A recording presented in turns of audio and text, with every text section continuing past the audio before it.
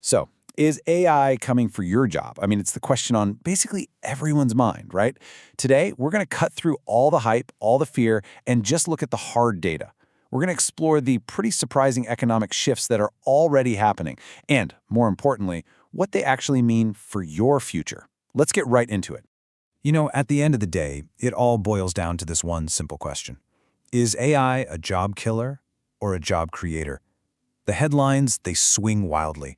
One day it's a promise of a work-free utopia, the next it's a warning about mass unemployment.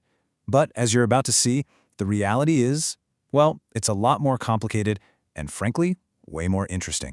And let's be honest, the fear isn't coming from nowhere. I mean, if you look at the big picture, total job postings have recently fallen by over 11%. That number, it really seems to confirm our worst anxieties, doesn't it?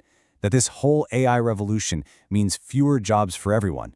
But that's where the simple story ends. Because check this out. If you zoom in on the jobs that are most exposed to AI, the ones that are supposedly first on the chopping block, you see this, a staggering 38% growth in job openings. So what in the world is going on here? The data is telling two completely different stories, and that contradiction is exactly what we're going to unpack. Okay, so how do we solve this puzzle? We start by following the money. Let's look at the hard economic numbers, because the impact AI is having on business productivity is already creating this massive and very telling divide. What you're looking at here is a really stark divide. On one side, you have the industries that are leaning into AI, and their productivity is just skyrocketing. We're talking growing nearly 4 times faster. And on the other side, well, industries with low AI exposure are actually seeing a decline. This isn't some future prediction. This is the economic reality right now. And this productivity boom, it translates directly to your paycheck. Look at this. Jobs that require AI skills now pay, on average, a 56% premium. A 56% premium. And get this, that number has more than doubled in just 1 year. The market isn't just suggesting that AI skills are valuable. It is screaming it from the rooftops. So, if all the economic data looks so positive, why is there so much anxiety in the air? Well, that brings us to the other side of this whole story, the human readiness gap. And this is really the core of the paradox, isn't it? You've got this explosive productivity and wage growth on one side, but on the other, this deep-seated fear among workers. A recent EY survey of thousands of employees found that more than a third of them are worried that relying too much on AI will actually make them less skilled and, less valuable over time. You can see this disconnect so clearly in how we're actually using AI at work. Well, a huge number of us, 88%, are using AI. Just look at this chart. The vast majority are only scratching the surface with really basic stuff.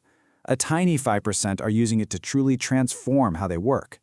This isn't an adoption gap, it's an integration gap. That fear of your skills just eroding, that's a huge barrier. It creates this resistance to going deeper with the tech. Employees are basically asking, hey, if I let the AI do all the thinking, what happens to my own expertise? And for businesses, this anxiety isn't just a morale issue, it's a massive value gap that's stopping them from unlocking up to 40% of the potential gains from AI. And it gets worse. Instead of making work easier, a whopping 64% of employees feel like their workloads have actually increased with AI. And only 12% feel like they're getting nearly enough training. So what happens? People just start bringing in their own AI tools, what they call shadow AI, which, you can imagine, creates a huge mess of security and consistency problems for companies. Now, beyond just the skills and productivity stuff, there's another really crucial layer of complexity here. The ethical and safety risks that come with weaving AI into the very fabric of our workplaces. When we think of AI risks, our minds often jump to sci-fi scenarios of, like, robots going rogue. But the real danger is actually much more subtle. It's what experts are calling psychosocial hazards. And this isn't about the AI breaking down, it's about how AI changes the very nature of our jobs, our management, and our whole workplace culture. Just think about it for a second. AI-powered monitoring can easily lead to digital micromanagement. Biased algorithms can keep perpetuating discrimination in hiring. And just over-relying on AI can start to erode our own professional judgment. These aren't just technical glitches. They are these subtle but really powerful forces reshaping our entire work lives. And listen, this isn't just some philosophical debate. Researchers in fields like human resources are literally scrambling to create new frameworks for fairness, transparency, and accountability. The race is on to figure out how to build the right guardrails to make sure AI is used ethically, before it becomes so deeply embedded that it's impossible to fix. So everything we've talked about so far is about AI as a tool that we use. But the next wave, it's something else entirely. We're moving from AI tools to autonomous AI agents, and this shift is going to be absolutely profound.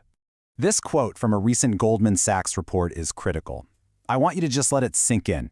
We are moving from a world where we buy software to help us do a task to a world where we hire an AI agent to simply get the task done. This is a fundamental change in the entire economic model of software and really all knowledge work.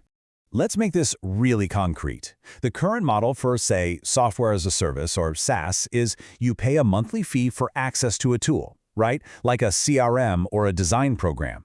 The agentic model? Completely different. You don't pay for the tool, you pay for the outcome. So instead of buying a license, you just pay the agent for generating 100 qualified sales leads or for producing a finished marketing campaign. See the difference? And the scale of this shift is just enormous. By 2030, AI agents are projected to capture over 60% of all software industry profits.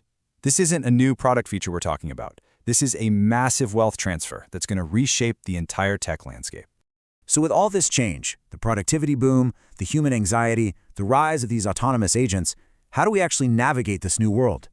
Let's wrap up with some clear, actionable strategies. For businesses, the path forward really requires a whole new playbook. It's about seeing AI not just as some cost cutter, but as a core engine for growth.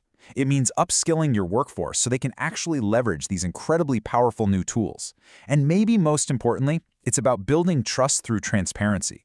Because honestly, without that trust, none of the other pieces even matter. And that brings us to the final question, the one for all of us to really think about. As these AI agents get better and better at just doing the work, our value has to shift. So ask yourself, is my career built on knowing how to operate a specific piece of software?